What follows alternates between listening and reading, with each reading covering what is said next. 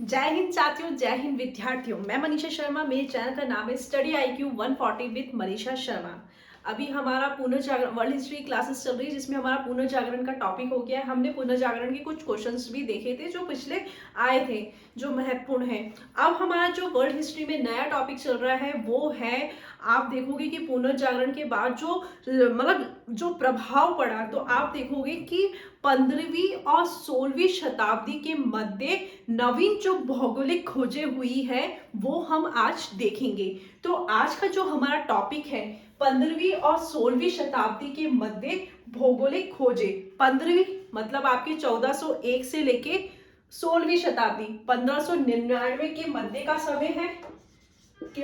समय है, तो आप देखेंगे कि यहाँ पे हम देखते हैं कि जब हम पुनर्जागरण पढ़ रहे थे तो पुनर्जागरण में हमने देखा था, जो पुनर्जागरण होने का जो सबसे महत्वपूर्ण जो कारण था कि आपके कस्तुनतुनिया पे तुर्कों का अधिकार, कस्तुनतुनिया पे जब तुर्कों का अधिकार हो गया था तो यूरोप का स्थल मार्ग प्रभावित हुआ। तो इस यूरोप का जब स्थल मार्ग प्रभावित हुआ तो आप देखेंगे कि तभी ही आपकी नवीन भौगोलिक खोजें होना प्रारंभ हुई। तो इस एज को हम क्या करेंगे? Age of discovery, age of exploration, क्योंकि आप एक्सप्लोर करने के लिए मतलब अपना एफर्ट्स लगाएंगे, आप जाएंगे। और इसी पीरियड को हम क्या कहेंगे? कांटेक्ट पीरियड, क्योंकि मतलब आप देखोगे कि आप नवीन खोजों के लिए जब आप निकलोगे, आप एक स्थान से दूसरे स्थान जाओगे, तो वहां पे जाने के बाद आप लोगों के संपर्क में आएंगे। तो संपर्क में आने की वजह से इस एज को भी हम क्या कहेंगे? Contact period. तो आज का जो हमारा टॉपिक है 15वीं और 16वीं शताब्दी के मध्य भौगोलिक खोजें। तो हम इसमें सबसे पहले जो देखेंगे, हम इसमें आपको मैं बता दूं जिस तरीके से हम पढ़ेंगे, सबसे पहले हम इसका परिचय देखेंगे, फिर हम इसके कारण जानेंगे। कारण, सबसे पहले हम परिचय देखेंगे, फिर कारण, फिर प्रमुख बातें, फिर हम आएंगे इसके परिणाम पे। देखो साथियों, अगर इतिहास को अच्छा याद करना है और रटने की जरूरत महसूस ना हो तो आप हमेशा इतिहास को पहले देखो कि इसका सामान्य परिचय क्या है और ये इसका कारण क्या है, ये इतिहास में जो भी घटना हुई है वो क्यों हुई है, तो उसके कारण को जानो और उससे जो प्रमुख बातें आई थी उसको जानो। और इतिहास में जब कारण होते हैं तो उसके परिणाम और प्रभाव जरूर आते हैं। फिर हम इसके परिणाम पे जाएंगे। तो सबसे पहले हम परिचय देख लेते हैं। तो परिचय में हम ये देखेंगे, ऐसे भौगोलिक क्षेत्र,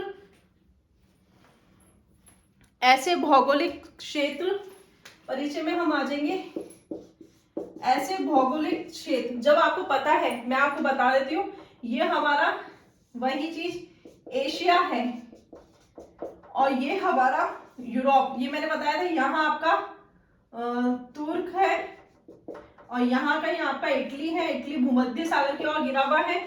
तो ये वाला जब मार्ग प्रभावित हुआ, यूरोप का स्थल मार्ग प्रभावित हुआ, तो स्थल मार्ग प्रभावित होने की वजह से यूरोप को व्यापार करने के लिए नवीन भौगोलिक खोजने की आवश्यकता महसूस हुई। तब जब ये यहाँ पे आप ये देखोगे कि ये यूरोप, ये पश्चिमी भाग है इसका, ये पूर्वी भाग है ना। तो इस भौगोलिक खोज में सबसे ज्यादा इसका पश्चिमी भाग प्रभावित हुआ।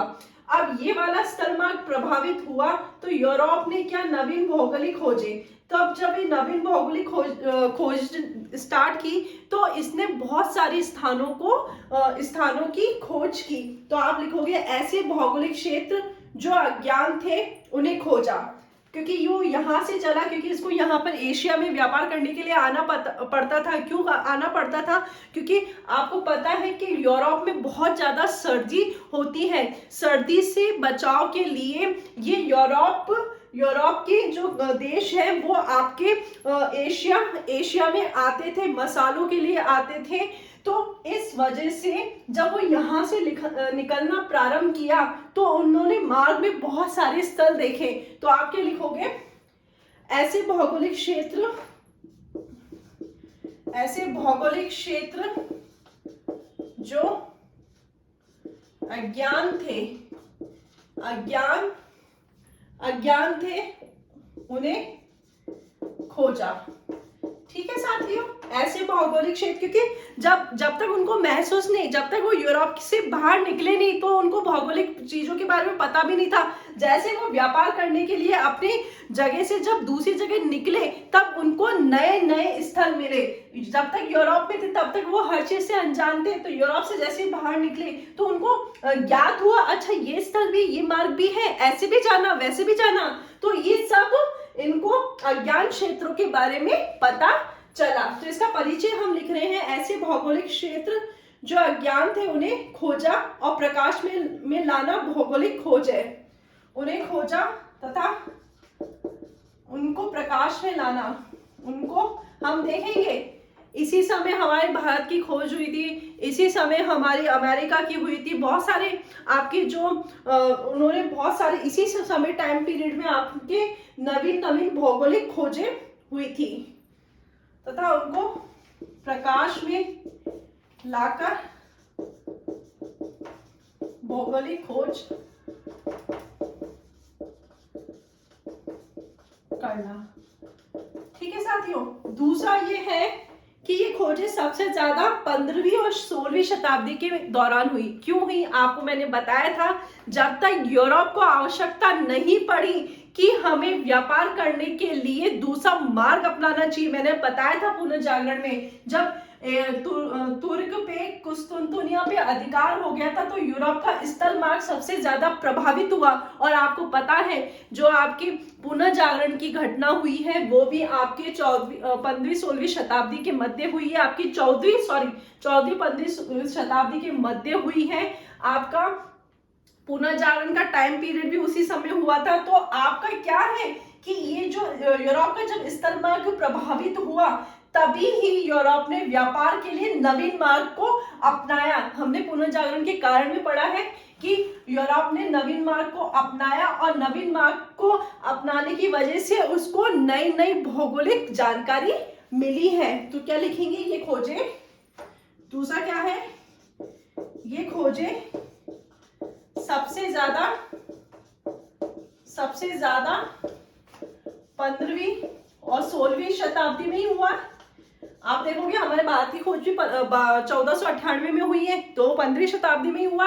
क्योंकि जब तक कहते हैं ना आवश्यकता आविष्कार की जननी है, जब तक यूरोप को महसूस नहीं हुआ कि हमें मतलब हमारे को नए मार्ग को अपनाना चाहिए, नए मार्ग के द्वारा हमें अपना व्यापार करना चाहिए, तब तक उसने वो चीज नहीं किया। जैसे उसका स्थल मार्ग प्रभावित हुआ तो उसने नवीन मार्ग निकाले और नवीन मार्ग के कारण क्या हुआ, नए भौगोलिक क्षेत्रों का पता लगा। तो ये खोजें सबसे ज्यादा 15वीं और 16वीं शताब्दी के मध्य हुई है। ठीक है साथियों, तीसरा है सबसे ज्यादा ये खोज जो देश करेगा वो आपके पुर्तगाल और स्पेन ने की है। क्यों की है इसका कारण भी मैं आपको बताऊंगी। सबसे ज्यादा खोजें स्पेन वह पुर्तगाल ने की है। ठीक है साथियों, क्यों की है मैं आपको अभी बताऊंगी कि स्पेन और पुर्तगाल ने ही सबसे ज्यादा खोजें क्यों करी है। एक बार आप इसका पूरे का स्क्रीनशॉट ले लेंगे। हम ये देख रहे हैं 15वीं और 16वीं शताब्दी के मध्य जो नवीन भौगोलिक खोजें हुई है, आविष्कार नहीं, भौगोलिक खोजें, वो यूरोप की दृष्टि से। क्यों, आपका पता है कि भारत का आविष्कार नहीं हुआ है, भारत की खोज हुई है। आपके 14 से 98 से पहले भी भारत था, आपके 14 से 92 से पहले भी अमेरिका था, लेकिन यूरोप की दृष्टि से भारत को खोजा गया। हमें बचपन की छोटी क्लासों में भी यही पढ़ाया जाता था कि भारत की खोज है ना, भारत का जो नाम दिया है वो वास्को डिगामा ने दिया है। नहीं, वो तो उन्होंने भौगोलिक क्षेत्र को खोजा है, भौगोलिक दृष्टि से भारत को नाम दिया है, क्योंकि वो अपने व्यापार करने के लिए आए थे और वो उस स्थान को जब उन्होंने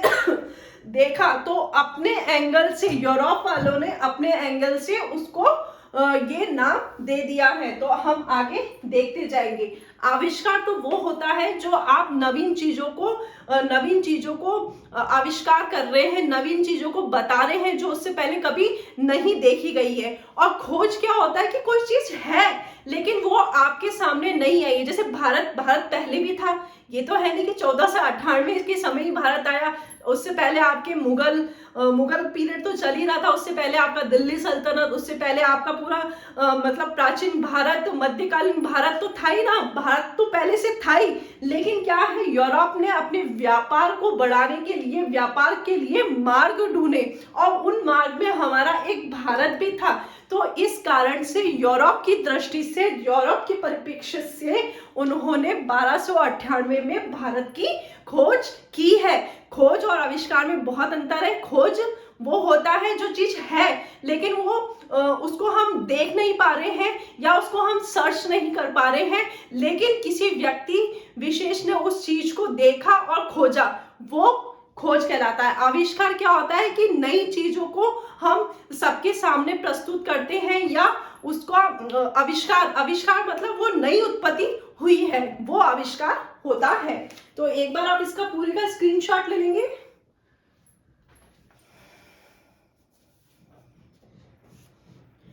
मैं आपको ये बताने वाली थी कि सबसे ज्यादा मतलब स्पेन और पुर्तगाल ने ही क्यों खोजे, इसके पीछे एक कारण है, मैं आपको बताऊंगी। ये पहले हमने परिचय देख लिया, अब हम कारण देखेंगे। उससे पहले मैं आपको बताऊंगी कि स्पेन और पुर्तगाल ने ही क्यों सबसे ज्यादा खोज की।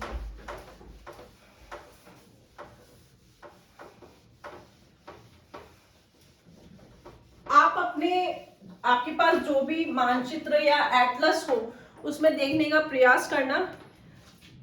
मैं आपको मानसिक रूप से समझाने का प्रयत्न कर रही हूं, आप उसको समझने का प्रयास करना। ये आपका एशिया है, ये आपका तुर्क है, ठीक है साथियों। ये आपका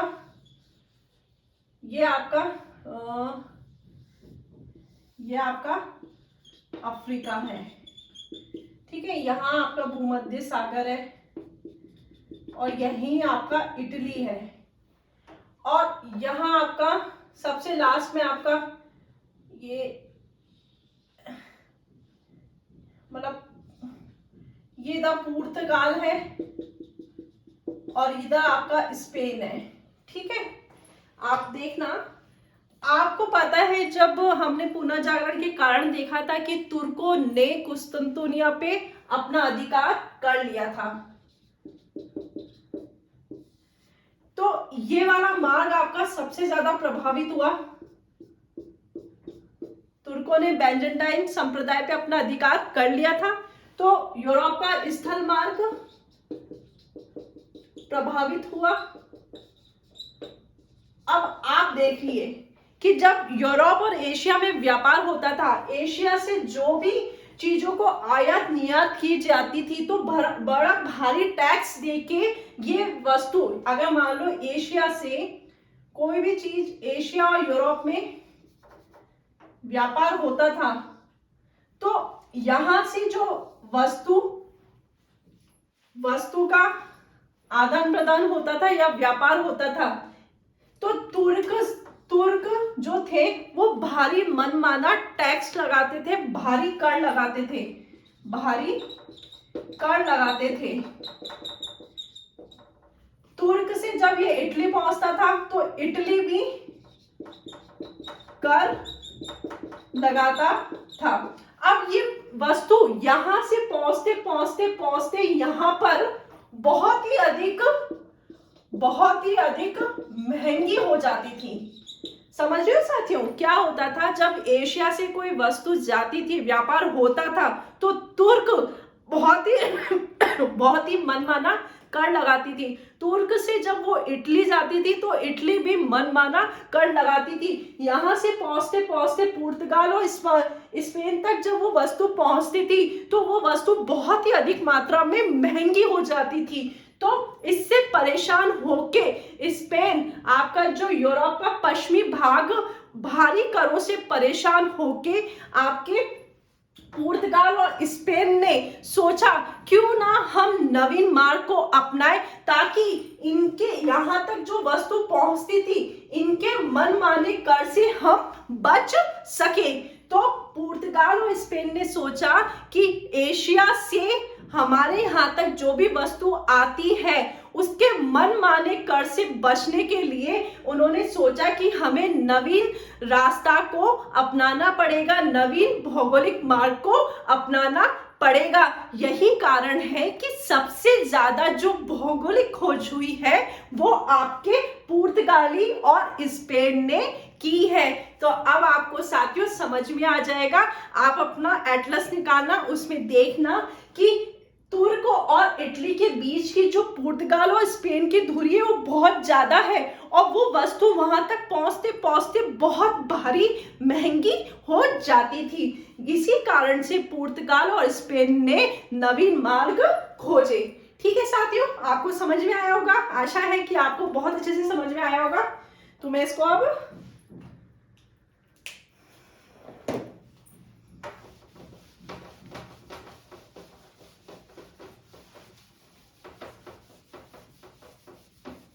हमने इसका परिचय देखा, क्यों भौगोलिक खोजें हुई ये आपको पता चल गया, क्योंकि बेसिकली हमने देखा कि जो व्यापार होता था उसमें व्यापार बहुत प्रभावित होता था, मनमाना कर वसूल होता था, यूरोप का स्थल मार्ग प्रभावित हुआ था। इस वजह से हमने भौगोलिक खोजें की। अब हम देखेंगे कारण। दूसरा पॉइंट है कारण। इसका सबसे पहला कारण जो था वो मैं आपको बता चुकी हूँ, कस्तुनतुनिया पे तुर्कों का आधिपत्य। तो आप पॉइंट लिखते जाएंगे।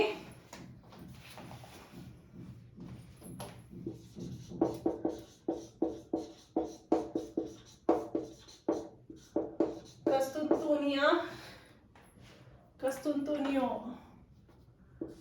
पर तुर्कों का आधिपत्य मैं आपको समझा चुकी हूँ क्यों कुस्तुनतुनिया पे तुर्कों का आधिपत्य हो गया था, तो उनका स्थल मार्ग प्रभावित हुआ था आदि। आपको पुनर्जागरण की क्लास देखोगे तो आपको बहुत अच्छे से समझ में आएगा कि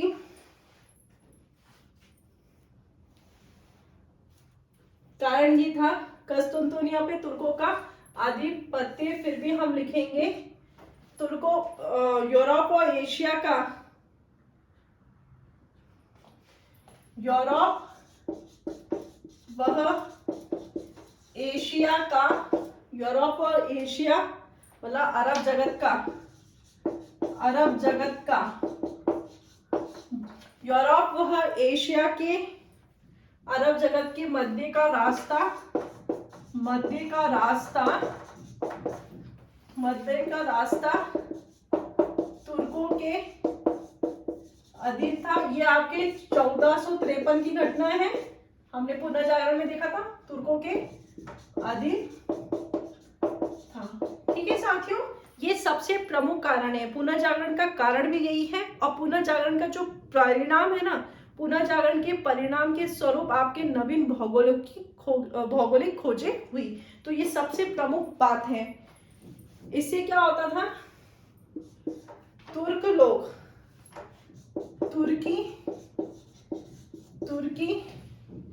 तुर्क भारी कर देता था। आप इधर ये देखना, ये आपका तुर्क है, आपको मैं फिर से बता रही हूँ, ये आपका यूरोप है। यहां से कोई व्यापार हो रहा है, ठीक है, और ये आपका स्थल मार्ग प्रभावित हुआ, स्थल मार्ग।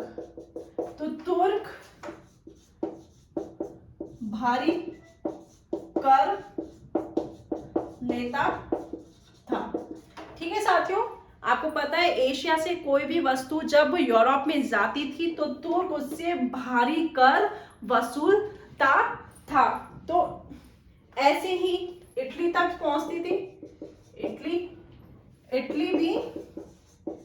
इटली भी भारी कर लेता था।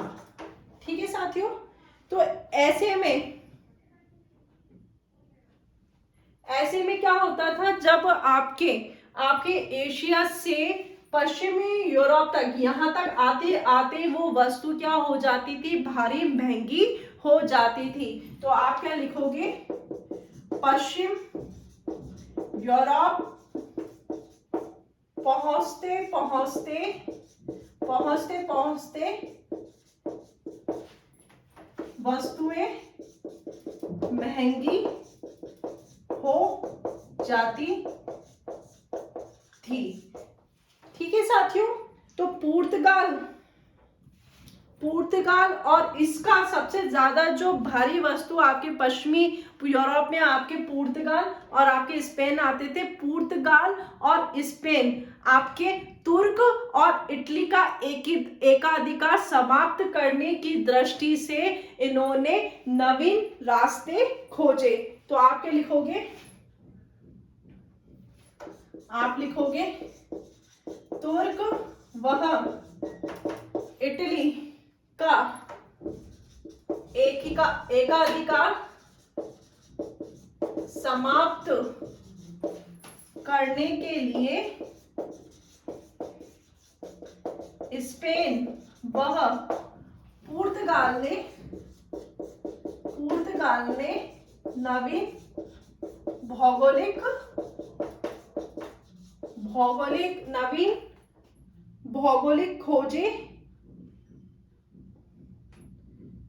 भौगोलिक खोजे या नवीन रास्ता खोजना प्रारंभ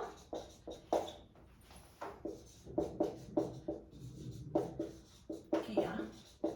ठीक है साथियों, मैं आपको बताना चाहती हूँ कि हमारे नवीन रास्ता खोजने की आवश्यकता क्यों पड़ी, क्यों आपको 15वीं 16वीं शताब्दी में आने के बाद ही आपको नवीन रास्तों को खोजने की आवश्यकता पड़ी। आपको पता है, जब हमने पुनः जागरण देखा था तो हमने देखा था कि तुर्कों ने बैजेंटाइन संप्रदाय पे अपना अधिकार कर लिया था, कुस्तुंतुनिया पे तुर्कों का अधिकार हो गया था। इससे क्या था कि आपके जो यूरोप का स्थल मार्ग प्रभावित हो गया था। यूरोप जैसे पहले एशिया से आसानी से व्यापार कर लेता था, तो लेकिन क्या हो गया कि तुर्कों ने जैसे अधिकार किया तो आपका स्थल मार्ग, यूरोप का स्थल मार्ग बहुत ज्यादा, आपका मतलब यूरोप का स्थल मार्ग बहुत ज्यादा प्रभावित हुआ। इससे क्या होता था, जब वो व्यापार करते थे ना, तो यहाँ तुर्क लोग इनसे मनमाना कर वसूल करते थे।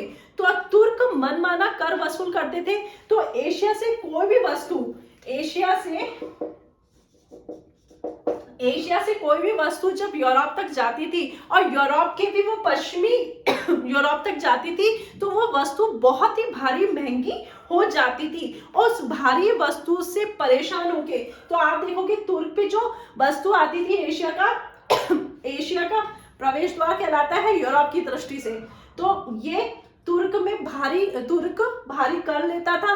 तुर्क इटली तक पहुंचते पहुंचते वो वस्तु और महंगी हो जाती, और ये पश्चिमी यूरोप तक आते आते वो वस्तु भारी महंगी हो जाती थी। इससे सबसे ज्यादा जो प्रभावित हुआ था वो आपके स्पेन और पुर्तगाल हुआ था। स्पेन और पुर्तगाल हुआ था। स्पेन और पुर्तगाल आपका वो प्रभावित हुआ था। इस वजह से पश्चिमी यूरोप और पहुंचते पहुंचते वो वस्तु महंगी हो जाती थी। तुर्क और इटली का एकाधिकार समाप्त करने के लिए, तुर्क और इटली का एकाधिकार समाप्त करने के लिए स्पेन और पुर्तगाल ने नवीन भौगोलिक खोजे की या नवीन रास्ता खोजना प्रारंभ किया। एक बार आप इसका पूरे का स्क्रीनशॉट ले लेंगे, फिर हम आगे और कारण देखेंगे। मुझे पूरी उम्मीद है कि आपको बहुत अच्छे से समझ में आ रहा होगा। तो एक बार आप इसका पूरे का स्क्रीनशॉट ले लेंगे।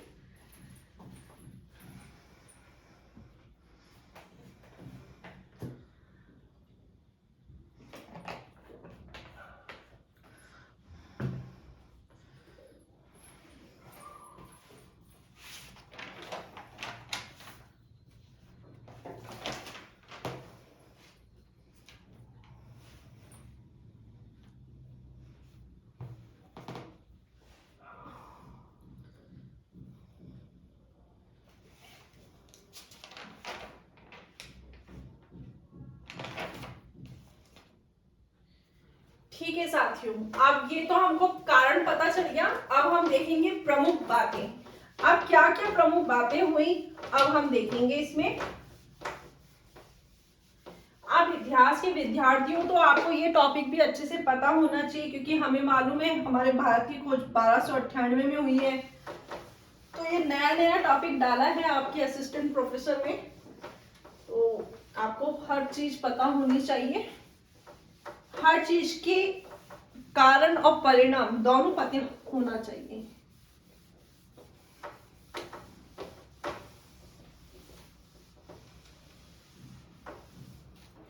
ठीक है साथियों, अब हम इसकी प्रमुख बातें देखेंगे। दूसरा है नए रास्ते खोजने। दूसरा है नए रास्ते खोजें। तो आपको मालूम है कि आपके उत्तरी यूरोपियन और पश्चिमी यूरोपियन देशों ने उत्तरी यूरोपियन और पश्चिमी यूरोपियन ने नए जहाजरानी उद्योग का विकास करना प्रारंभ कर दिया। क्यों कर दिया? क्योंकि आपको पता है कि ये जो आपका यूरोप है, ये यूरोप का पश्चिमी भाग है और ये उत्तरी भाग है। उत्तरी भाग में आपके इंग्लैंड आता है, तो आप देखोगे कि इंग्लैंड भी आता है जब भारत के लिए, भारत में देखने के लिए कि क्या यहाँ पर क्या क्या चीजें हैं, क्यों लोग यहाँ पर आते हैं, तो है ना। तो पश्चिमी यूरोप और उत्तरी यूरोप ने जहाज रानी उद्योग प्रारंभ कर दिया, क्योंकि आपको मालूम है कि यहाँ पे पूरा समुद्र है, तो स्थल मार्ग तो था ही नहीं। तो स्थल मार्ग नहीं होने के कारण क्या है कि वो आपका जल मार्ग था। तो जल मार्ग होने की वजह से जहाज रानी उद्योग प्रारंभ किए, ताकि आपके यूरोप से एशिया का रास्ता निकल सके। जहाज की सहायता से, समुद्र की मार्ग की सहायता से आप एक स्थान से दूसरे स्थान तक जा सके। तो आप क्या लिखेंगे? उत्तरी यूरोपियन वह पश्चिमी यूरोपियन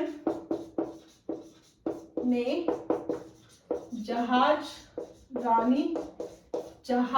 रानी यूरोपियन देशों ने जहाज रानी उद्योग का विकास करना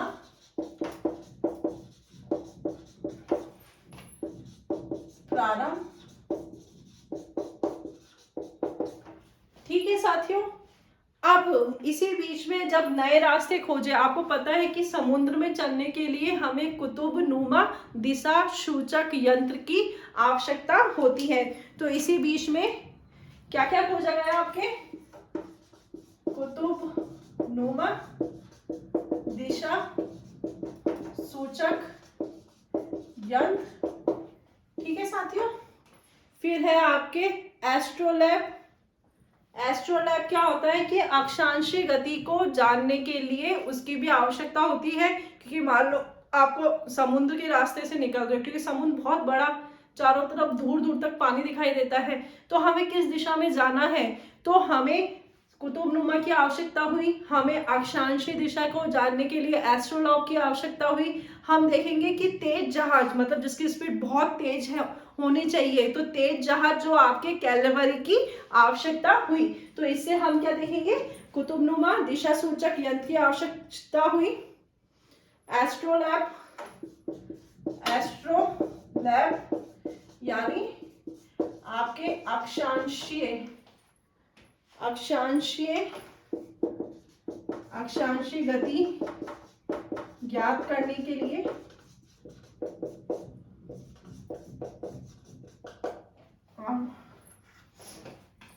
फिर आपकी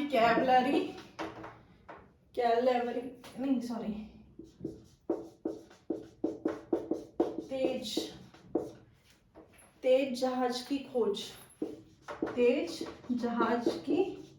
खोज हुई। तो ये तो आविष्कार हुए। क्यों हुए? क्योंकि हम जब यूरोप से एशिया की तरफ जाना था, तो हमें क्या है कि ऐसी चीजों के, ऐसे साधन की आवश्यकता थी ताकि हम सही टाइम पे सही यात्रा कर सके, तेज गति से कर सके और सही दिशा में कर सके। तो हमने देखा कुतुबनुमा दिशा सूचक यंत्र का आविष्कार हुआ। आप देखोगे एस्ट्रोलॉब जो आपके क्या होते हैं, अक्षांशीय गति ज्ञात करने के लिए, अक्षांशीय गति याद करने के लिए स्थिति का बताते हैं। एस्ट्रोलॉब क्या, अक्षांशीय गति ज्ञात करने के लिए स्थिति को बताते हैं। ठीक है साथियों, साथ में आपके तेज जहाज जो बहुत तेज गति से चल सके, तो कैलवरी का खोज हुई। तो एक बार आप इसका स्क्रीनशॉट ले लीजिए। ये सब कारण चल रहे हैं अभी, नवीन प्रमुख बातें हैं।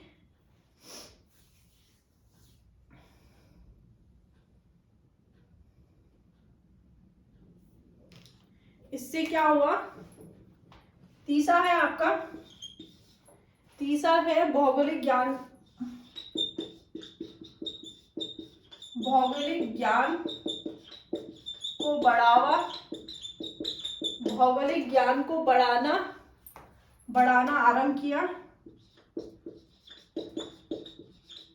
जो क्या होता है साथियों, विद्यार्थियों, जब कुछ चीज नहीं होती है ना तो हर कोई उस दौड़ में लगा रहता है।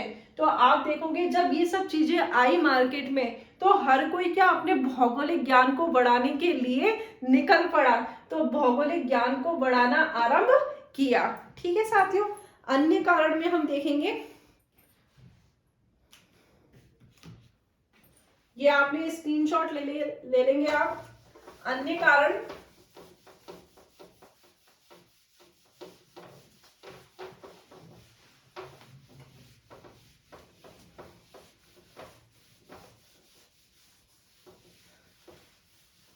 अन्य कारण में हम देखेंगे, अन्य कारण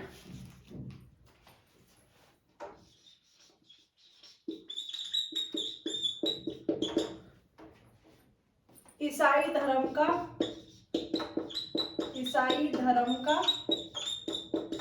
प्रचार, ईसाई धर्म का प्रचार। आपको पता है कि एशिया में अधिकांश आपके उस समय आपका चंगेज खां का शासन था। तो क्या लिखेंगे आप, ईसाई धर्म का, ये आपका एशिया, क्या आपको 12 में समझाने की दृष्टि से बनाती हूँ, एशिया, ये आपका यूरोप, और यहाँ पर अधिकांश भाग में किसका शासन था, चंगेज खां का शासन था। चंगेज खां आपके मंगोल थे, इनका कोई धर्म कोई वो नहीं था, ये तो मंगोली थे। बाद में ये बाबर के समय ये आपके इन्होंने मुगल जो आपके इस्लाम धर्म को अपना लिया था। तो चंगेज खां, तो यूरोप में क्या मान्यता थी कि अगर एशिया से हमारा अगर अच्छा खासा संपर्क होता है और एशिया वाले अगर ईसाई धर्म को अपना लेते हैं, तो क्या होगा कि हमारा एशिया पे क्या हो जाएगा, यूरोप वालों का मानना था कि एशिया पे हमारा क्या हो जाएगा, आधिपत्य हो जाएगा। तो आप लिखोगे, ये आपको समझ में आया होगा, एशिया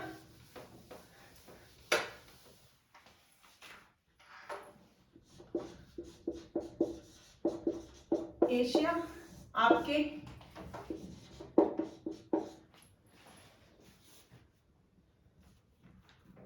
चंगेज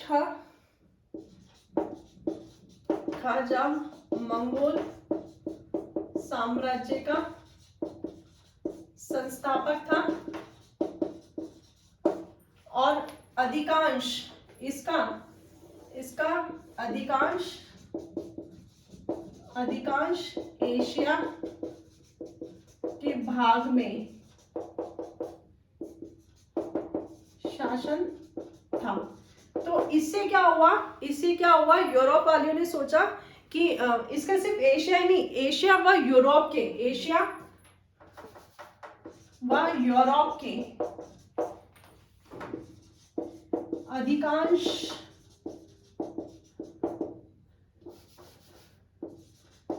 भाग में शासन अगर हम चंगेज खां को ईसाई बना लेंगे, ईसाई धर्म को अपना लेंगे, तो हमारा भी क्या हो जाएगा कि जो यूरोप और एशिया का भाग है वहां पर भी हम ईसाई धर्म को फैला सकते हैं। अगर वहां का शासक ही ईसाई धर्म को अपना लेंगे तो वहां की जनता भी क्या हो जाएगी, ईसाई धर्म को अपना लेगी। तो क्या हुआ, इसमें आप लिखोगे ईसाई धर्म ने क्या सोचा, अगर मंगोलों, ये चंगेज खां मंगोली था, मंगोलों को ईसाई धर्म में लाया जाएगा, ईसाई धर्म में लाया जाए, तो अगर मंगोलों को ईसाई धर्म में लाया जाए तो धर्म का प्रचार अच्छे तरीके से होगा। लाया जाए तो धर्म का प्रचार अच्छे तरीके से होगा। ठीक है साथियों, इनका मानना था कि अगर चंगेज खां जो मंगोली है उसको ही अगर ईसाई बना लिया जाए या ईसाई धर्म में लाया जाए तो धर्म का, हमारा जो ईसाई धर्म का जो प्रचार है वो अच्छे तरीके से हो सकेगा। तो इस दृष्टि से क्या हुआ कि यहाँ पे दो भिक्षु गए आपके, भिक्षु गए कहाँ गए, आपके मंगोल खां के दरबार में। तो पहला भिक्षु था सेंट जॉन, जो कब गया था आपके 1245 में, और दूसरा गया था आपके, इसका सन मुझे एग्जैक्टली याद नहीं है, रूबरू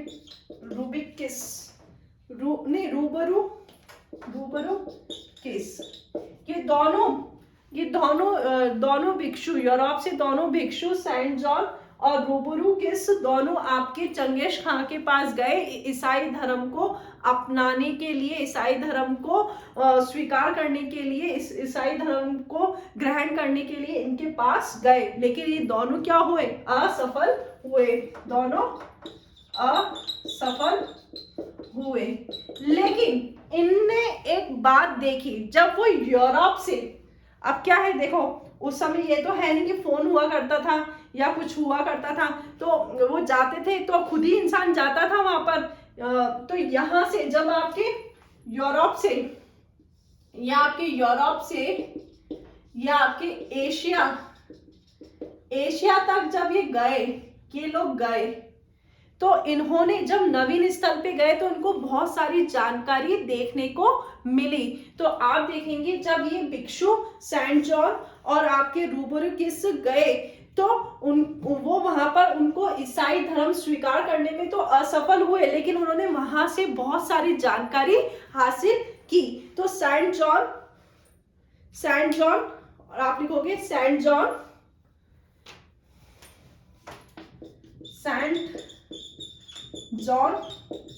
व रूबरू किसने एशिया की जानकारी दी। जॉन, आपके सेंट जॉन और रूबरू किसने एशिया की जानकारी दी। और जो कि आपका क्या हो, जब आपको किसी चीज की जानकारी मिलेगी, अरे वाह वहां पर तो बहुत अच्छी चीज है, जब जैसे ही आपको, क्योंकि उससे पहले तो ये गए नहीं थे, उससे पहले तो ये अपने यूरोप में थे, यूरोप में अपना अच्छा खासा सब कुछ चल रहा था। लेकिन जब इनको महसूस हुआ कि नहीं हमें एशिया जाते थे, एशिया से व्यापार करते थे, जब इनका स्थल मार्ग प्रभावित हुआ, लेकिन हालांकि उससे पहले भी जाते थे। चंगेज खां का जब शासन था वो मंगोली था, उन्होंने सोचा कि चंगेज खां ने है ना यूरोप और एशिया के अधिकांश भागों में अपना अधिकार कर रखा है, तो इन्होंने सोचा कि क्यों ना चंगेज खां को ईसाई धर्म को स्वीकार कर लेते ताकि हमारा ईसाई धर्म का प्रचार प्रसार हो सकेगा। इसको ध्यान में रखते हुए उन्होंने अपने दो भिक्षुओं को भेजा, जिसका एक का नाम था सेंट जॉन, दूसरे का नाम था रूबरू किस। तो ये दोनों ही असफल हुए चंगेज खां को ईसाई धर्म स्वीकार कराने में, लेकिन ये गए, असफल जरूर हुए, लेकिन उन्होंने क्या देखा कि एशिया की जो खास बात थी उनको वहां की जानकारी मिली, और एशिया की जैसे ही इनको जानकारी मिली तो उन्होंने यूरोप में जाके एशिया के बारे में बताया। तो ये भी एक कारण है कि एशिया यूरोप का जो है, यूरोपियों का आकर्षण का केंद्र बना। ठीक है साथियों, तो बताने का कारण क्या था, तो आप लिखोगे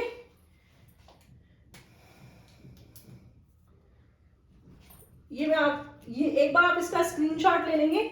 ये हमने देखा कि ईसाई धर्म का प्रचार आपका एशिया में चंगेज खां का मंगोल साम्राज्य का संस्थापक था, जिसका आधिपत्य था आधा यूरोप और आपके अधिकांश एशिया भाग में इसका शासन था।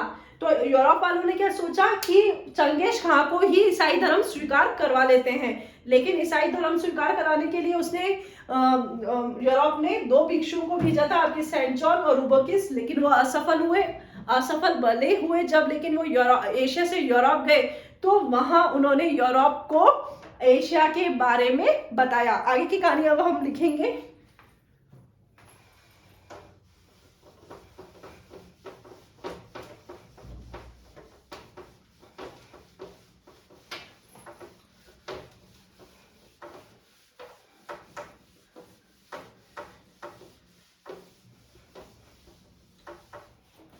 आगे की कहानी ये है कि यूरोपियन एशिया का आकर्षण का केंद्र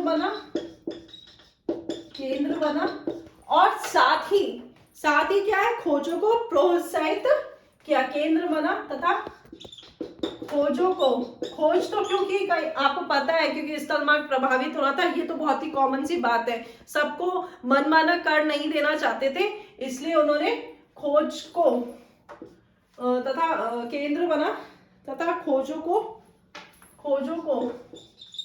प्रोत्साहित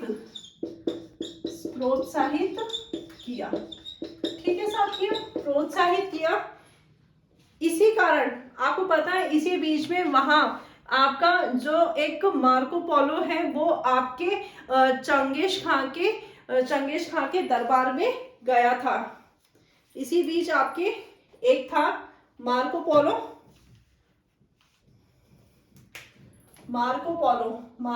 का नाम लिखेंगे मार्को।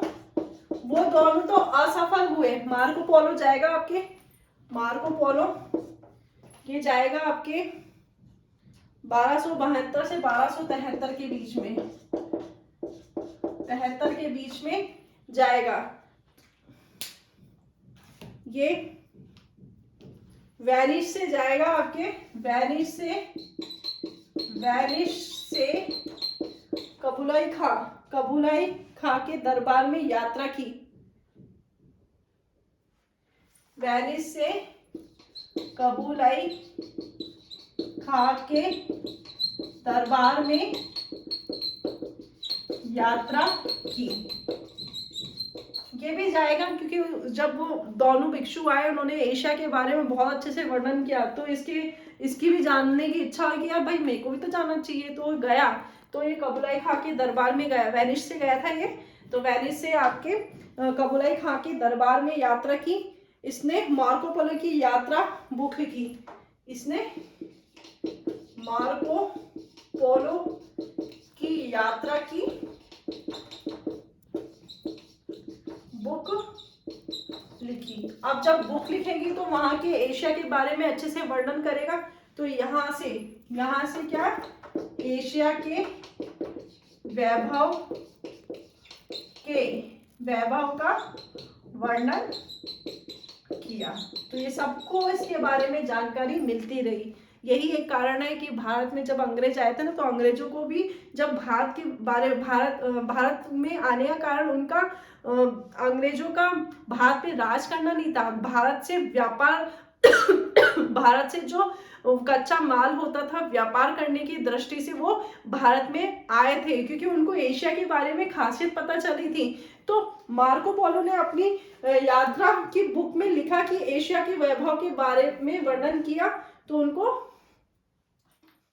को जानकारी मिलती रही। तो एक बार आप इसका स्क्रीनशॉट ले लेंगे।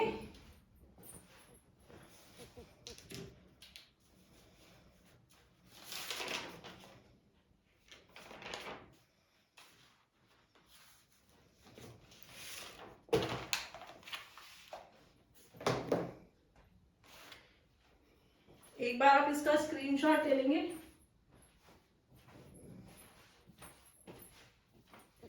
ठीक है साथियों, ये तो हमें कारण पता चला कि क्यों मतलब नवीन खोजें हुई। आपको पता है कस्तुनतुनिया पे तुर्कों का अधिकार, ईसाई धर्म का प्रचार और आपके जो नवीन भौगोलिक खोजें हैं वो उस वजह से। ठीक है साथियों, अब हम देखेंगे कि जो नवीन खोजें हुई जिसमें हम सबसे पहले देखेंगे पुर्तगाल, क्योंकि हमने देखा है कि सबसे ज्यादा जो नवीन खोजें की है वो आपके पुर्तगाल और आपके स्पेन ने की है।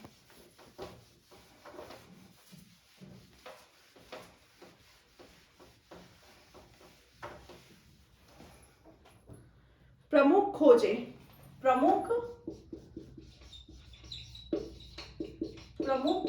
खोजे जिसमें सबसे पहले नाम आता है आपका, सबसे पहले जिसने जो खोज की है, सबसे पहले पुर्तगाल ने की है। मैंने आपको बता चुकी हूँ कि पुर्तगाल और स्पेन को भारी कर देना पड़ता था, इसलिए पुर्तगाल ने सबसे पहले खोज की है।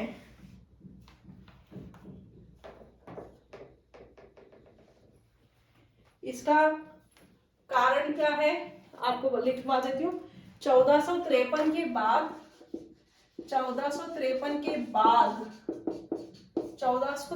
के बाद एशिया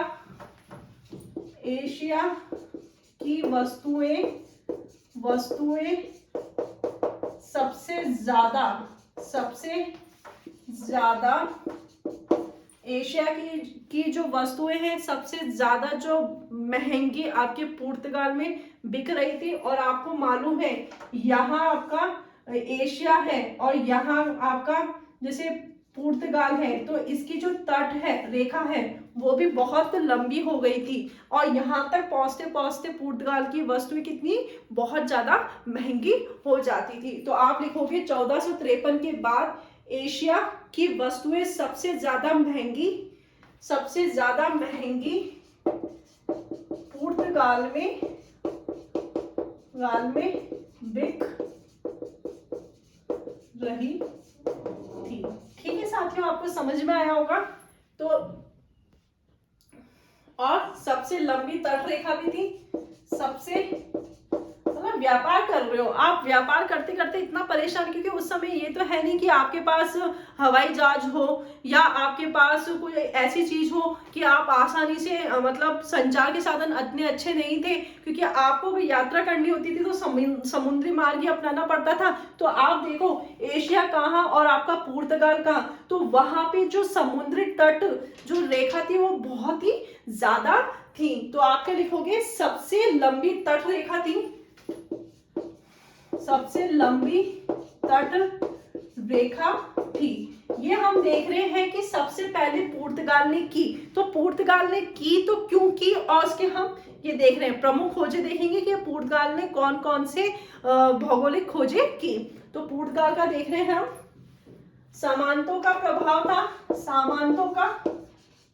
प्रभाव था, ये हम पुनर्जागरण में देख चुके। सामंतों का प्रभाव था, मनमाना कर वसूल करते थे। ठीक है साथियों, और प्रवीण और यहाँ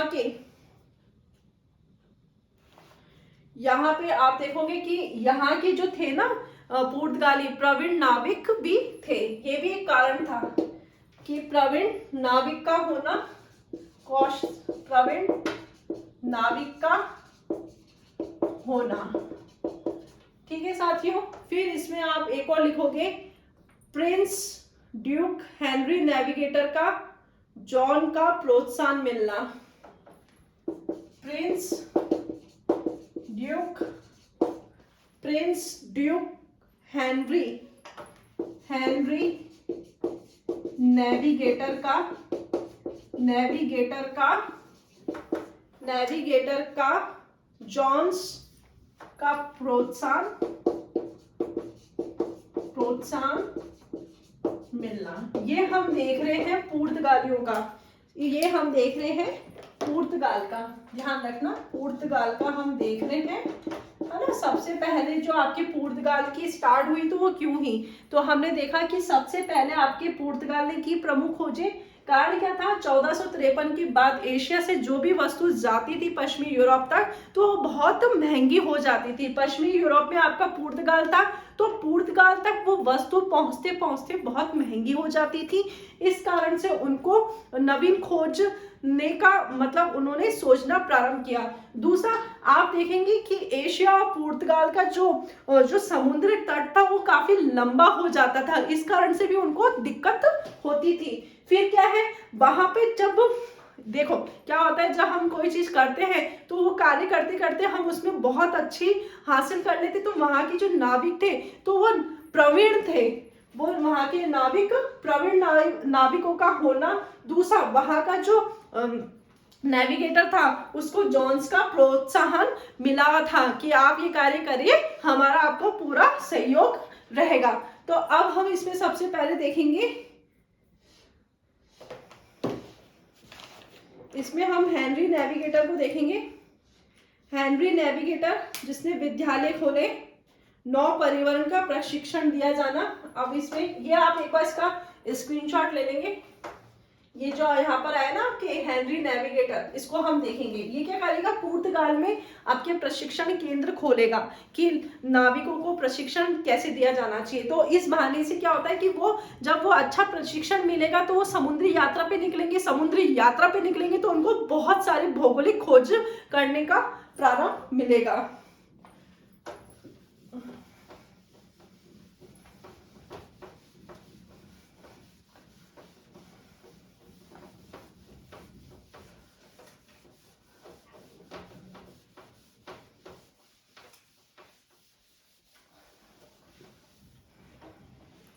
हेनरी नेविगेटर, इसके बारे में हम थोड़ा सा लिख लेंगे। हेनरी नेविगेटर, इसने क्या किया, ये विद्यालय खोलेगा, प्रशिक्षण के लिए क्या करेगा, विद्यालय खोलेगा। तो ये क्या करेगा, विद्यालय खोलेगा, विद्यालय नौ परिवहन के लिए, आप डायरेक्ट ऐसे ही लिखो ना, नौ परिवहन के लिए, नौ परिवहन का प्रशिक्षण दिया जाना, नौ परिवहन के लिए प्रशिक्षण के लिए विद्यालय खोलना, विद्यालय खोलना। ठीक है, हम बहुत चीज बारीकी से पढ़ रहे हैं, हर चीज पढ़ रहे हैं ताकि आपके पास, आपका चाहे कोई सा भी एग्जाम आ जाए तो आप उस एग्जाम को अच्छे से अटेम्प्ट कर सको। तो हम एक एक व्यक्ति के बारे में पढ़ रहे हैं। अब ये हेनरी नेविगेटर कौन है, ये क्या करेगा, नौ परिवहन को परीक्षण देने के लिए विद्यालय खोलना, नौ परिवहन के लिए, नौ परिवहन के प्रशिक्षण के लिए विद्यालय खोलना,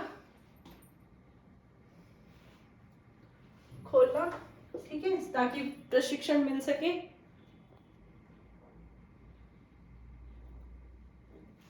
और इसने आपके ये जो था हेनरी नेविगेटर, इसने यात्राओं का वित्त पोषण, इसने कहा कि आप मेरे से प्रशिक्षण लीजिए, यात्राओं का वित्त पोषण मैं दूंगा, लेकिन आपको कुछ कर देना होगा। तो ये यात्राओं का वित्त पोषण इसने किया। यात्राओं का, कोई भी नवीन खोज के लिए जाता था तो ये यात्राओं का वित्त पोषण ये खुद देता था। वित्त पोषण दिया। साथ में इसने ऑक्विटो नामक कर लगाया, ऑक्विटो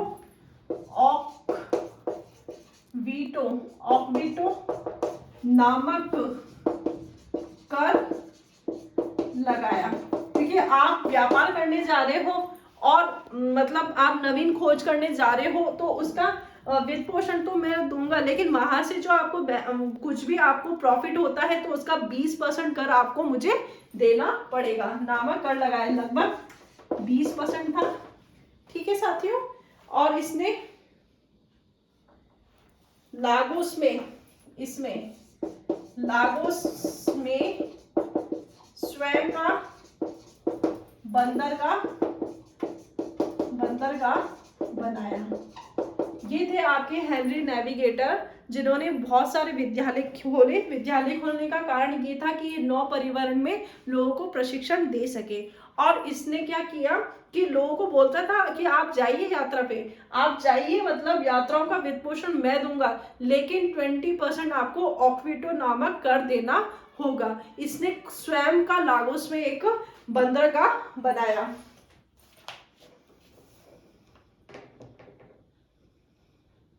अब जब हेनरी नेविगेटर ने बहुत सारे लोगों को तैयार किया तो बहुत सारे दल विभिन्न प्रकार की खोजों के लिए निकले। तो हम आगे बढ़ते जाएंगे। इसने क्या किया, जब बहुत सारे लोगों को प्रशिक्षण दिया ना, तो विभिन्न दल खोजों के लिए निकलेंगे।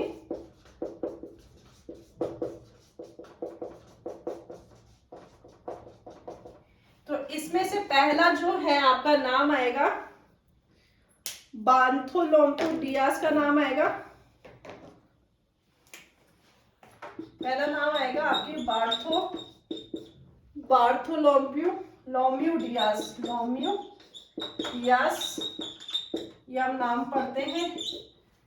और फिर आपका वास्को डी गामा। फिर तीसरा है आपका कैबाल। ये आपके सारे पुर्तगाली है। आपके हम पढ़ रहे हैं हेनरी नेविगेटर। हेनरी नेविगेटर ने क्या किया था कि नौ परिवहन का प्रशिक्षण देने के लिए विद्यालय खोले और बहुत सारे दलों को उन्होंने प्रशिक्षण भी दिया। इन्होंने क्या बोलते हैं, लोगों को कहा कि आप यात्राओं पर निकलो, आपको उसका वित्त पोषण मैं दूंगा, लेकिन एक्विटो नामक आपको 20% कर देना होगा। और इसने लागोस में स्वयं का बंदरगाह खोला। जब बहुत सारे लोगों को प्रशिक्षण दिया तो इसके उसमें सीखने वाले बहुत सारे दल थे, जिसमें आपका नाम आता है बार्थोलोम्यू डियास का, वास्को डी गामा का, कैबाल का नाम आता है। तो ये पुर्तगाली दल थे,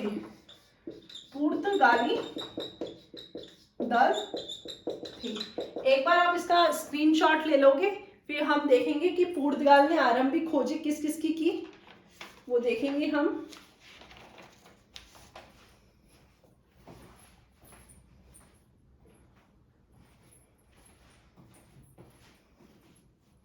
ठीक है साथियों, आपको मजा आ रहा होगा। देखो हिस्ट्री को क्या है, अच्छी किसी को नहीं लगती, लेकिन उसको अच्छा बनाने के लिए इंटरेस्टिंग करना पड़ता है। हिस्ट्री को हम जितना ज्यादा जानने की कोशिश करेंगे वो अपने आप ही इंटरेस्टिंग होती जाएगी। तो अब क्या है, पुर्तगाली ने जो आरंभिक खोजें की उसके बारे में हम देखेंगे। आज हम सिर्फ पुर्तगाल तक देखेंगे क्योंकि लेक्चर बहुत ज्यादा बड़ा हो रहा है। फिर हम स्पेन वालों का भी देखेंगे, क्योंकि स्पेन वालों ने भी बहुत सारी खोजें की हैं।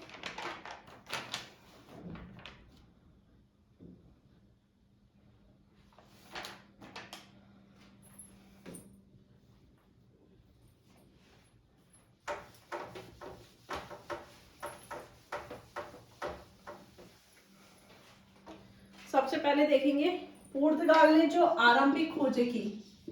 पुर्तगाल ने आरंभिक खोज की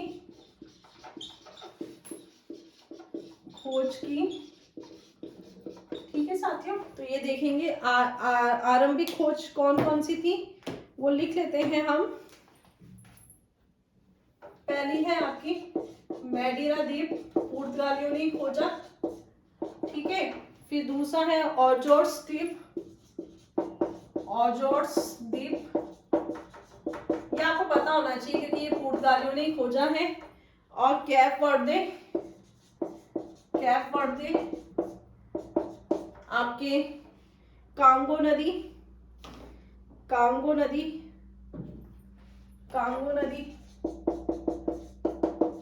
और आपकी सियरा लोन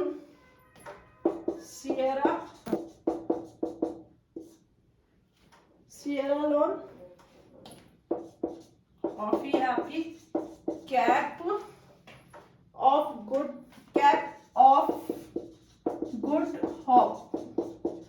क्या होता है, कैप क्या होता है, पहले तो आप सोच देखिए कैप क्या होता है, तीनों भाग से घिरे हुए जल का जो क्षेत्र होता है वो आपका कैप कहलाता है। छोटा जो क्षेत्र होता है उसे हम कैप कहते हैं। कैप ऐसा होता है, इसको हिंदी में हम अंतरिप भी कहते हैं, अंतरिप, और इंग्लिश में हम इसको कैप कहते हैं, है ना। तो तीनों और छोटा जल का जो क्षेत्र होता है, तीनों भाग, तीनों दिशाओं से जो गिरा हुआ छोटा जो क्षेत्र होता है वो आपका कैप कहलाता है। छोटा क्षेत्र जो तीनों और पानी से घिरा हुआ होता है। आप लिख लो वी से कैप, वी आकार का होता है कैप या अंतरिप। इसके आगे लिख लेना छोटा क्षेत्र, छोटा क्षेत्र जो तीनों और पानी से घिरा होता है। ठीक है साथियों, ये तो इनकी आरंभिक थी, ये जो पुर्तगाल ने जो खोजा ये इनकी आरंभिक खोज थी। जो इंपॉर्टेंट खोज थी उसके बारे में हम देखेंगे। पहले आप इसका स्क्रीनशॉट ले लेंगे।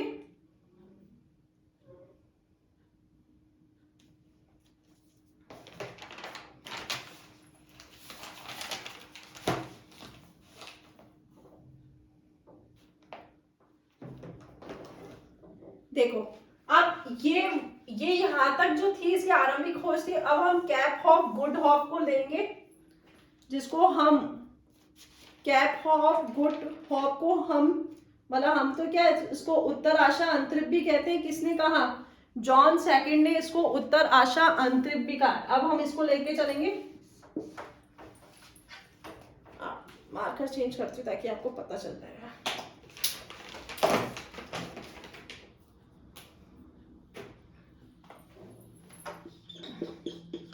जॉन सेकंड ने कैप ऑफ गुड होप का नाम उत्तर आशा अंतरिप रखा। ये आपको पता होना चाहिए। उत्तर आशा अंतरिप नाम किसने रखा, जॉन सेकंड ने। और इसकी खोज किसने की थी, इसकी खोज करने वाला था आपके बार्थोलोम्यू डियास। इसकी खोजकर्ता कौन था, बार्थोलोम्यू डियास ने इसकी खोज की थी। तो हम इसके बारे में अब लिखेंगे, अच्छे से लिखेंगे। अब इसको मैं यहाँ से एक बार आप इसका पूरे का स्क्रीनशॉट ले लेंगे। ठीक है साथियों,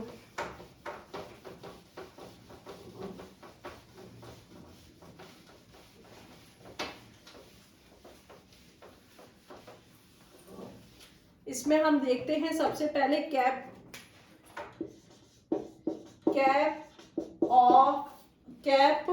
ऑफ गुड होप। तो ये कहां पर है आपके कैप ऑफ गुड होप, ये अफ्रीका के दक्षिण तट पे है। अफ्रीका के दक्षिण पश्चिमी तट पे है, दक्षिण पश्चिम तट पे है। और इसकी खोज कब हुई थी, मई 1488 में। और शासक कौन था जब इसकी खोज हुई थी, शासक था आपके जॉन सेकंड। और इस जॉन सेकंड ने ही इसका नाम क्या रखा था, आशा, उत्तर आशा अंतरिप नाम रखा था। इसका नाम क्या रखा था, उत्तर आशा अंतरिप रखा था। उत्तर आशा अंतरिप नाम रखा। और खोजकर्ता कौन था, आपके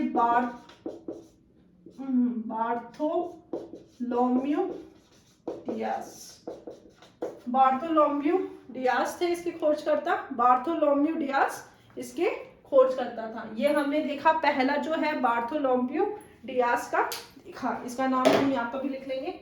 फर्स्ट जो है आपके बार्थोलोम्यू डियास। ठीक है, सेकंड हम देखेंगे, हम पुर्तगाली देख रहे हैं ना, पहले हमने देख लिया आपके बार्थोलोम्यू डियास। दूसरा हम देखेंगे वास्को डी गामा। पहले आप इसको नोट कर लोगे या इसका स्क्रीनशॉट ले लेंगे।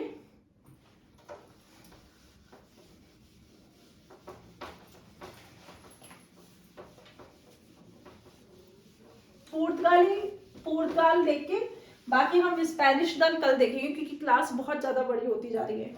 दूसरा है हमारा वास्को डी गामा।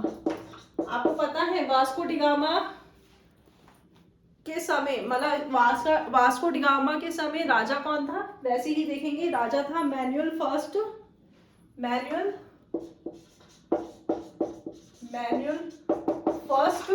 और आपके जॉन थर्ड था। जॉन सेकंड तो आपके बार्थोलोम्यू डियास के समय था। जॉन अंतिम जो था, अंतिम जॉन थर्ड था। ठीक है साथियों, तो हम देखेंगे ये क्या करेगा, ये आपके वास्को डी गामा, ये आपका पुर्तगाल है। अब हम ये यहां से यहां तक का देखेंगे, ये पुर्तगाल है। पुर्तगाल से जब ये 1497 से रवाना होगा, क्योंकि आपको पता है भारत की खोज करेगा तो 1498 में भारत की खोज करेगा, तो ये 1497 में पुर्तगाल से रवाना होगा, पुर्तगाल से रवाना होगा। तो यहां से रवाना होते होते, एक और दूसरा मार्कर ले लेती हूँ, यहां से रवाना होते होते ये यहाँ पे पहुंचेगा, कहाँ पे? कैप वर्दे पहुंचेगा। ठीक है, कैप वर्दे पहुंचेगा। कैप वर्दे पहुंचते पहुंचते यहाँ फिर ये आएगा, ये यहाँ पर आएगा कैप, कहाँ? कैप ऑफ गुड हॉप पर पहुंचेगा। देखो ये पुर्तगाल से निकला 1497 में, फिर यहाँ पहुंचा, यहाँ से पहुंचते पहुंचते कैप वर्दे पहुंचा, कैप वर्दे से फिर ये सीधा आगे निकला cap of good hop. Cap क्या होता है?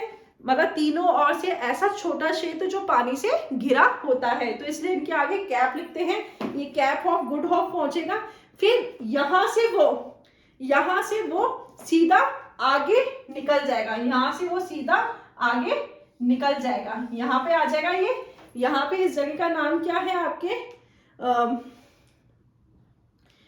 यहाँ पे आपको ये यहाँ पर और भी मोजाम्बिया, ये मोजाम्बिया, मेलिंडा और ये मोम्बासा, ये यहाँ पर आता है। ये यहाँ पे आने के बाद ये सीधा आगे निकल जाएगा। कौन निकल जाएगा? Vasco D gamma. तो ये पहले ये पुर्तगाल से निकलेगा 1497 में, पुर्तगाल के लिए रवाना हुआ, फिर ये सबसे पहले कैप वर्दे पहुंचा, कैप वर्दे से फिर आगे निकला तो ये कैप ऑफ गुड हॉप निकला। यहाँ से इसको मोजाम्बिया, आपके मेलिंडा और मोमांसा पहुंचा, जो कि आपके वर्तमान में केनिया का भाग है। तो यहाँ से ये पहुंच के एक ओमान का व्यापारी होता है, इब्न मजीद। यहाँ जब वो आता है, यहाँ पर ओमान का व्यापारी इब्न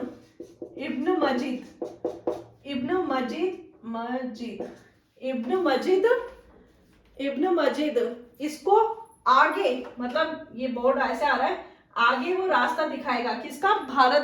भारत का इसको आगे का रास्ता दिखाएगा, भारत का रास्ता बताएगा। ठीक है, तो ये इब्न मजीद आपका ओमान का व्यापारी होता है, इसको आगे का रास्ता दिखाएगा भारत का। कहीं कहीं ये इसको मतलब कुछ जगह किताबों में ऐसा लिखा है कि इसको मतलब दूसरा व्यापारी इसको वास्को डी गामा का रास्ता दिखाता है भारत का, लेकिन वो आपके ओमान का व्यापारी होता है। बहुत सी किताबों में ओमान का व्यापारी लिखा है, तो आप इस चीज को ध्यान से देखना। ये वो ओमान का व्यापारी, क्या नाम है इसका? इब्न मजीद, जो कि आपको भारत का रास्ता दिखाएगा। ये भारत के कालीकट तट पे पहुंचता है, तो भारत के कालीकट तट पे पहुंचेगा। यहाँ पे आप देखना, ये भारत के 1498 में कालीकट पे पहुंचता है, कालीकट पर पहुंचता है। और ये कालीकट पे पहुंचता है तो इसका स्वागत कौन करता है? इसका स्वागत करता है जमोरिन, इसका स्वागत करता है। जैमोरिक इसका स्वागत करता है। जैमोरिक स्वागत करता है। ठीक है साथियों, ये थी हमारी वास्को डी गामा की यात्रा। तो क्या था कि वास्को डी गामा के शासक थे मैनुअल फर्स्ट। जॉन थर्ड तक पहुंचते, मतलब जब ये भारत आया ना तो जॉन थर्ड तक इसका मतलब इसके राजा ये थे। तो ये 2 राजा थे इसके प्रमुख। पुर्तगाल से 1497 में निकला। तो जब पुर्तगाल से निकला तो सबसे पहले ये कैप वर्दे पहुंचा। कैप वर्दे से भी आगे निकला तो कैप ऑफ गुड होप पहुंचा। इससे भी आगे वो आगे निकला तो 2-3 देश थे, मोजाम्बिया, मेलिंडा और आपके मोमांसा। ये अभी वर्तमान में केनिया के भाग है। फिर ये यहाँ से आगे पहुंचा तो वहां पर एक ओमान का व्यापारी मिलता है। ओमान का व्यापारी का नाम क्या है? इब्न मजीद। इब्न मजीद वो आगे का रास्ता दिखाता है, मतलब वो भारत का रास्ता दिखाता है। वहां से वो भारत के कालीकट पे पहुंचता है। वहां इसका स्वागत जैमोरिन इसका स्वागत करता है। तो ये वहां पहुंचता है आपके 1498 में पहुंचता है। कालीकट पहुंचा और जैमोरिन शासक ने इसका स्वागत किया। अब ये जब निकला था ना आपके वास्को डी गामा, ये वास्को डी गामा अपने साथ 4 जहाज लेके निकलता है। 4 जहाज लेकर निकलता है। इन जहाज का नाम क्या है? इन जहाज का नाम है गैब्रियल। 3 का नाम दे रखा है, चौथे का नाम पता नहीं है। राफेल, तीसरा है बेरिया और चौथा लिख दो अज्ञात। ठीक है, ये अपने साथ 4 जहाज लेके निकलता है। इन चारों जहाजों का नाम या तो गैब्रियल, राफेल, बेरिया, अज्ञात। चौथे का नाम नहीं पता है तो अज्ञात। तो ये यहाँ से निकलता है। भारत तक समुद्री यात्रा खोजने करने वाला प्रथम व्यक्ति है। तो इसको वास्को डी गामा को हम क्या कहते हैं? भारत तक समुद्री यात्रा खोजने वाला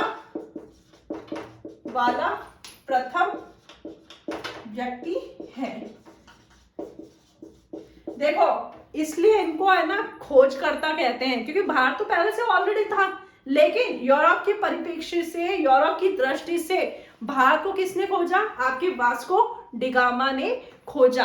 तो इसलिए 1490 में भारत की खोज हुई थी। बाकी भारत का आविष्कार नहीं हुआ, भारत तो पहले से, सदियों से है, आर्यों के टाइम से है।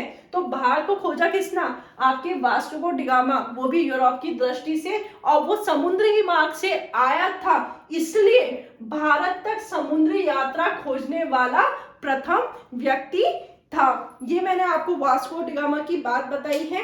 वास्को डी गामा 3 बार भारत आया था और कहा भी जाता है वास्को डी गामा की जो मौत हुई थी, जो मृत्यु हुई थी, वो भारत में ही हुई थी और भारत में ही इनकी कब्र है और वास्को डी गामा शहर भी इन्हीं के नाम से है। तो ये आपके वास्को डी गामा थे जो कि आपके भारत की खोज की थी। तो एक बार आप इसका पूरे का स्क्रीनशॉट ले लेंगे। ये मैंने आपको बताया वास्को डी गामा जो कि आपके पुर्तगाली है। इनके समय 2 राजा थे, मैनुअल फर्स्ट और जॉन थर्ड। जब वो भारत आए थे तब की बात बता रही हूँ। मैनुअल फर्स्ट और जॉन थर्ड थे। ये पुर्तगाल से 1497 को निकले। सबसे पहले ये कैप वर्दे पहुंचे, वहां से ये कैप ऑफ गुड होप पहुंचे, यहाँ से वो मोजाम्बिया, मेलिंडा, मोमांसा पहुंचे जो कि आज वर्तमान के केनिया है। आगे ये इनको ओमान का व्यापारी मिलता है जिसका नाम इब्न मजीद है। उसने आगे का रास्ता, भारत का रास्ता दिखाया जो भारत के कालीकट तक पहुंचता है। 1498 में भारत की कालीकट पे पहुंचता है। तो वहां पर जैमोरी ने इसका स्वागत करता है। तो जब ये अपने पुर्तगाल से जब अपनी यात्रा प्रारंभ करता है तो अपने साथ 4 बड़े जहाज लेके निकलता है जिसका नाम है गैब्रियल, राफेल, बेरिया और एक चौथे का नाम पता नहीं जिसको हमने अज्ञात लिख दिया है। तो भारत तक समुद्री यात्रा खोजने वाला ये प्रथम क्या था, व्यक्ति था। एक बार आप इसका पूरे का स्क्रीनशॉट ले लेंगे।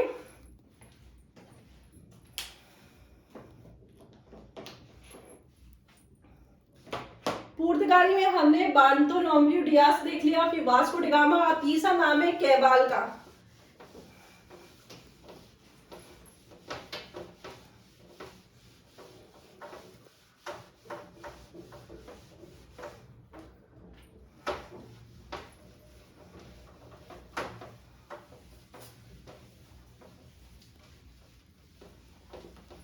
कैबाल, कैबाल देख लेंगे हम।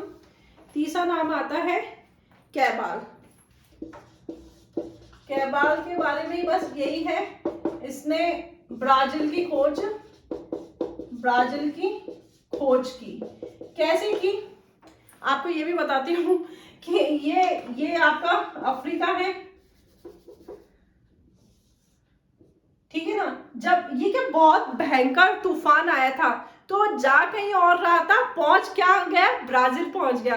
तो इसने तो अनटप्पे में ब्राजील की खोज कर दी। तो बहुत भयंकर तूफान आने की वजह से जा कहीं और रहा था, जा तो ये रहे थे, सब एशिया की तरफ ही जा रहे थे, लेकिन भयंकर तूफान आने की वजह से ये ब्राजील पहुंच गया। इस वजह से इसने ब्राजील की खोज की थी। आज की क्लास हम यहीं खत्म करते हैं साथियों, क्योंकि क्लास बहुत ज़्यादा बड़ी हो रही है, फिर अपलोडिंग करने में बड़े प्रॉब्लम होती है और आपको भी थोड़ा सा लर्न करने में दिक्कत होती होगी, क्योंकि इतनी बड़ी क्लास होने पे हमारा डाटा भी बहुत खर्च होता है। और आगे की क्लास हम कल देखेंगे, जिसमें हम स्पेनिश दल देखेंगे। तो जय हिंद साथियों, जय हिंद विद्यार्थियों, धन्यवाद।